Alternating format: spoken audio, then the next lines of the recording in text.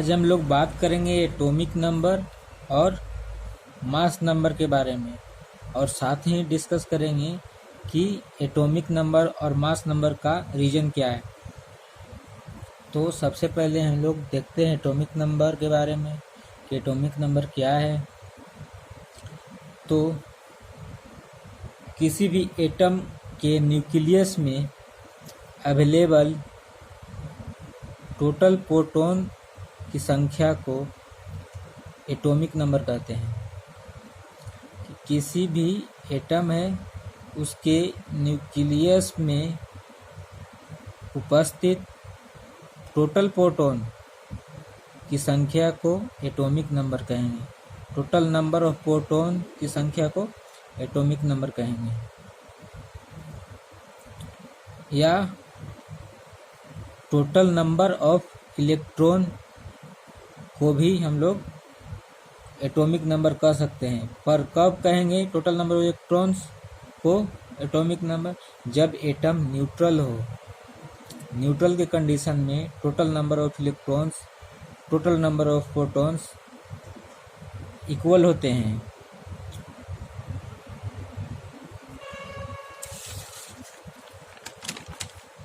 तो atomic number को Z से डिनोट किया जाता है। तो Z equal to total number of protons equal to total number of electrons. Total number of electrons कब होगा? जब एटम न्यूट्रल होगा।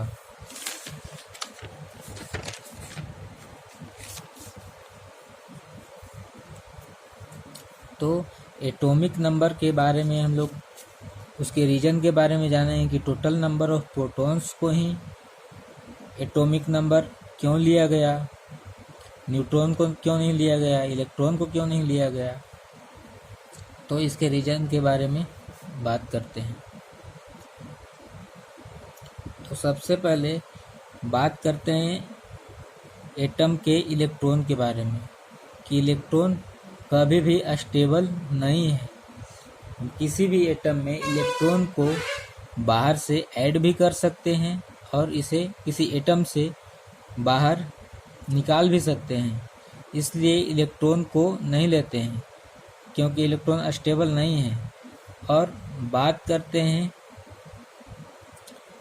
और साथ ही इसके साथ देखा जाए तो एटॉमिक नंबर में एक अहम भूमिका निभाने वाला इलेक्ट्रोस्टैटिक्स फोर्स है, जो कि न्यूक्लियस और इलेक्ट्रॉन के बीच लगता है।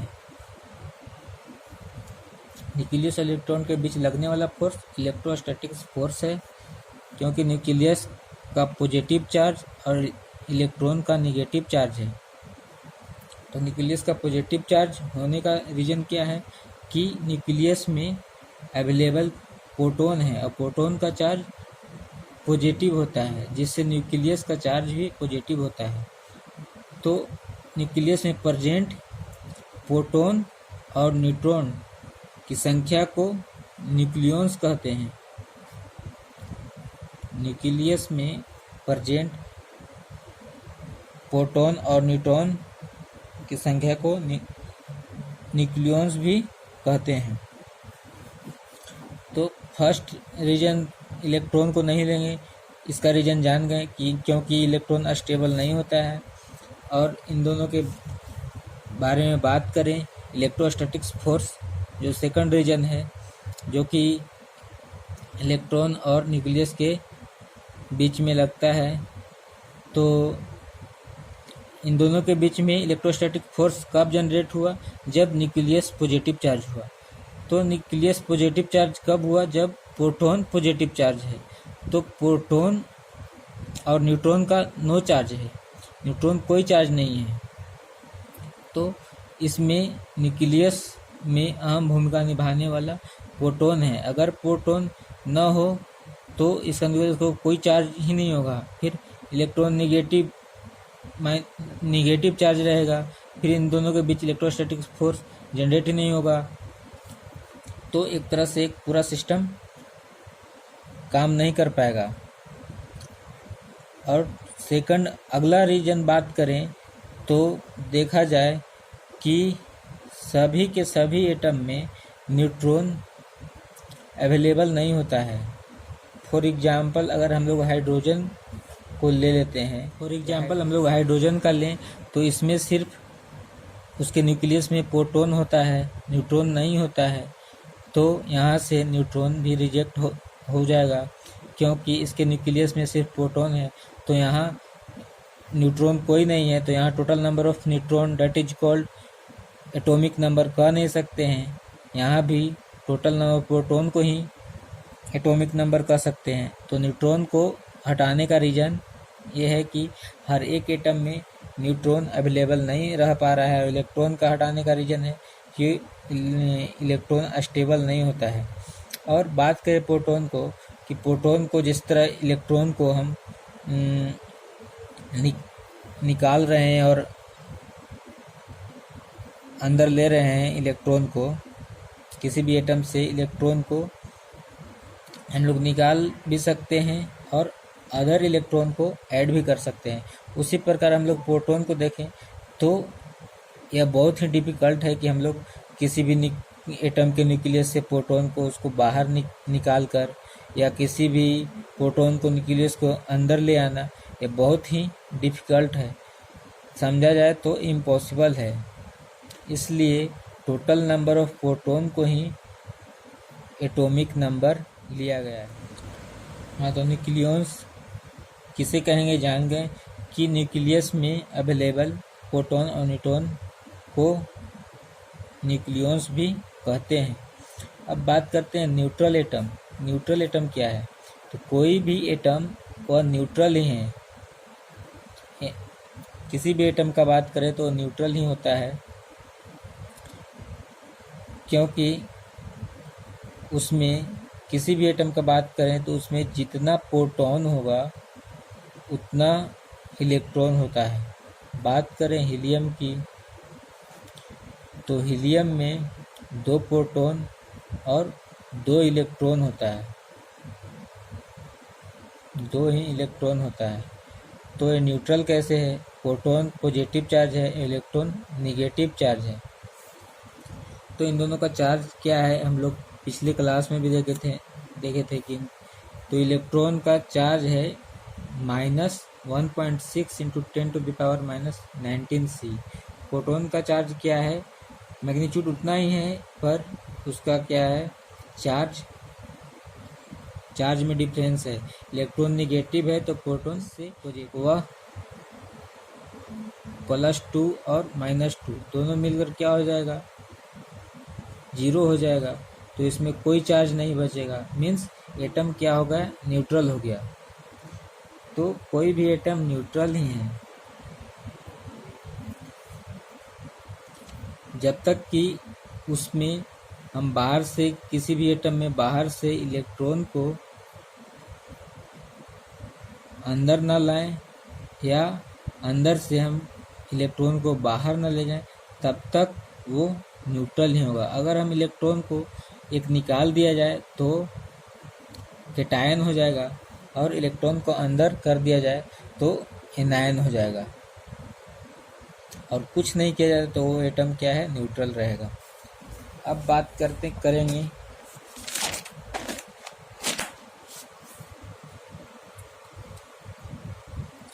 मास नंबर।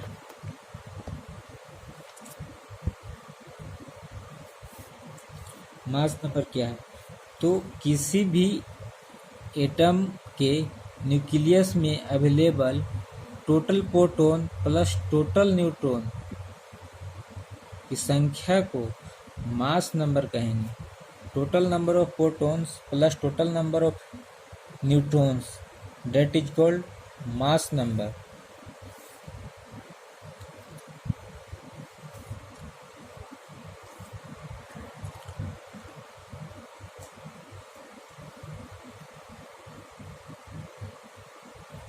तो एटॉमिक मास को कैपिटल ए से डिनोट किया जाता है। एटॉमिक मास को कैपिटल ए से डिनोट करेंगे, और एटॉमिक नंबर को किससे किए थे, कैपिटल जेड से डिनोट किए थे। तो बात करें कि किसी भी एटम को किस प्रकार उसका एटॉमिक नंबर और मास नंबर लिखा जाता है। तो कोई भी एलिमेंट मीन्स एटम ले लेते हैं, एक्स ले लिए, और उसके नीचे में हम लोग डाउन साइड में हम लोग एटॉमिक नंबर को लेते हैं और टॉप साइड में हम लोग मास नंबर को लेते हैं, और यह कोई एटम हो गया। तो एटॉमिक मास, जो मास नंबर है उसका फॉर्मूला क्या हो जाएगा, किसी भी एटम में available total proton plus total neutron, means total protons plus total neutron, that is called क्या हो जाएगा, मास नंबर हो जाएगा। तो इससे एटॉमिक जो मास नंबर है उसका formula A equal to P plus N हो जाएगा। और इसी प्रकार यहाँ से तो हम लोग मास नंबर निकाल लेंगे। अब उसके बाद इसी से एक और फॉर्मूला बनाएंगे। टोटल प्रोटॉन को क्या कहेंगे, तो एटॉमिक नंबर कहेंगे। किसी भी एटम में, एटम के न्यूक्लियस में अवेलेबल टोटल प्रोटॉन की संख्या को एटॉमिक नंबर कहेंगे। तो ये टोटल प्रोटॉन है। टोटल प्रोटॉन को हम लोग अभी देखे हैं कि जेड भी लिख सकते हैं। तो यहाँ से एक और फार्मूला हो जाएगा, mass number equal to Z. Total proton की संख्या को की जगह पे हम लोग जेड लिखेंगे, प्लस न्यूट्रॉन है और न्यूट्रॉन को वही छोड़ देंगे, न्यूट्रॉन ही छोड़ देंगे। तो A equal to Z plus N हो जाएगा। अगला फॉर्मूला हम लोग इसी प्रकार, अगर सब कुछ पता है और न्यूट्रॉन की संख्या निकालना है, नंबर ऑफ न्यूट्रॉन्स निकालना है, तो क्या करेंगे, एटॉमिक मास में से प्रोटॉन की संख्या या एटॉमिक नंबर को माइनस कर देंगे, जिससे न्यूट्रॉन फाइंड हो जाएगा। या प्रोटॉन निकालना है तो क्या होगा, atomic mass number minus neutron, means mass number में से हम लोग न्यूट्रॉन को माइनस कर देंगे तो प्रोटॉन निकल जाएगा या एटॉमिक नंबर निकल जाएगा। तो इसके रीजन के बारे में भी बात कर लेते हैं।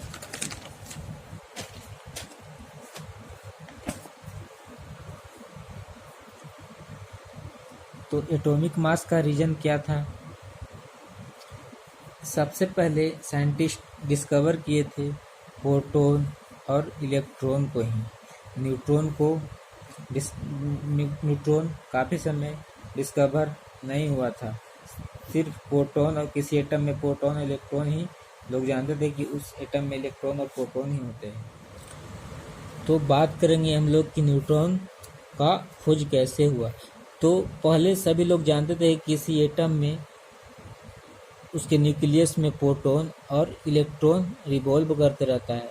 यही सभी लोग जानते थे कि उसके एटम के न्यूक्लियस में प्रोटॉन है और इलेक्ट्रॉन रिवॉल्व करते रहता है, क्योंकि सभी लोग हाइड्रोजन का एग्जाम्पल लेते थे।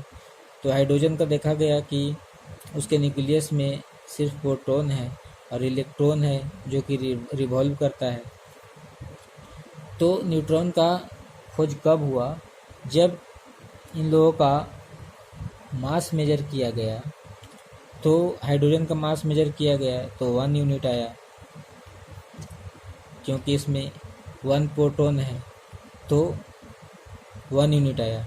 और उसी प्रकार हीलियम का चेक किया गया तो हीलियम में कितना होना चाहिए, प्रोटॉन हाइड्रोजन का 1 यूनिट है, तो उसी प्रकार हीलियम का कितना होना चाहिए, 2 यूनिट होना चाहिए, क्योंकि इसमें 2 प्रोटॉन होते हैं तो इसमें 2 यूनिट होना चाहिए। पर इसका जो मेजर किया गया तो इसमें 4 यूनिट आया, 4 यूनिट। तो सोचने वाली बात यह हो गई कि हाइड्रोजन है तो इसका 1 यूनिट है, क्योंकि इसमें 1 प्रोटॉन है। हीलियम में 2 प्रोटॉन है तो इसका 2 यूनिट होना चाहिए, पर 4 यूनिट क्या है, मीन्स एटम के न्यूक्लियस में और भी कुछ है जो कि हाइड्रोजन में नहीं है। तो वही रिसर्च चला तो पता चला कि हाइड्रोजन को छोड़कर बाकी और एटम जो हैं उसके न्यूक्लियस में प्रोटॉन के साथ साथ न्यूट्रॉन भी है, जो कि न्यूट्रॉन का कोई चार्ज नहीं है। इसलिए न्यूट्रॉन का नाम न्यूट्रॉन क्यों पड़ा? तो क्योंकि वो न्यूट्रल था, इसमें कोई चार्ज नहीं था, इसलिए उसका नाम न्यूट्रल से न्यूट्रॉन दे दिया गया। तो इसका नाम के पीछे भी रीजन है, न्यूट्रल से इसका नाम हो गया न्यूट्रॉन।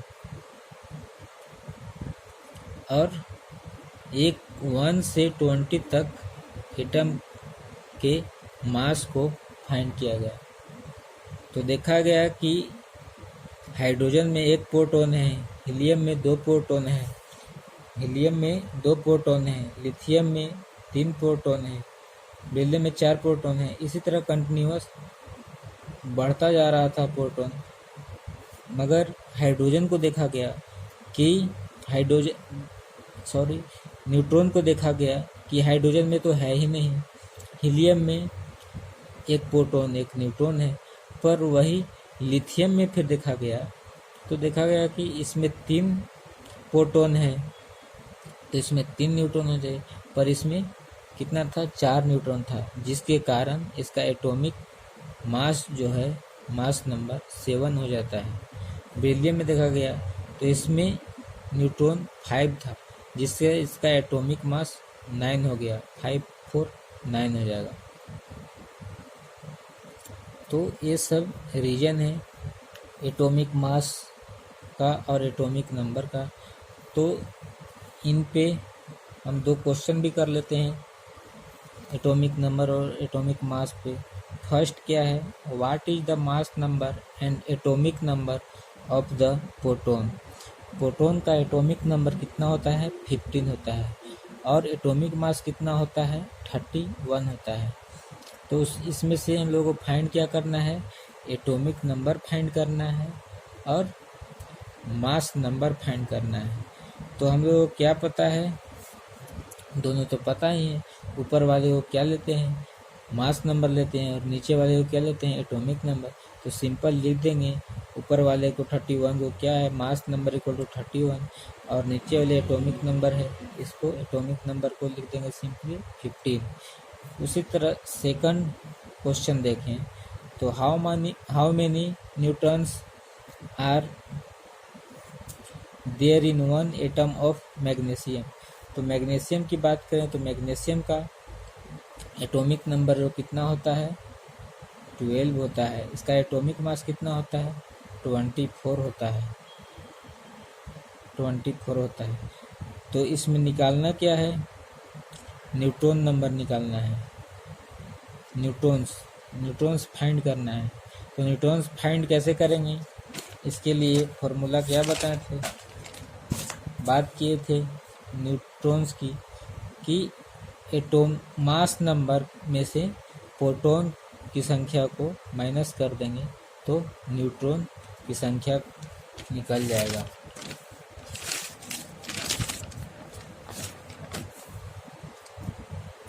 तो उसी प्रकार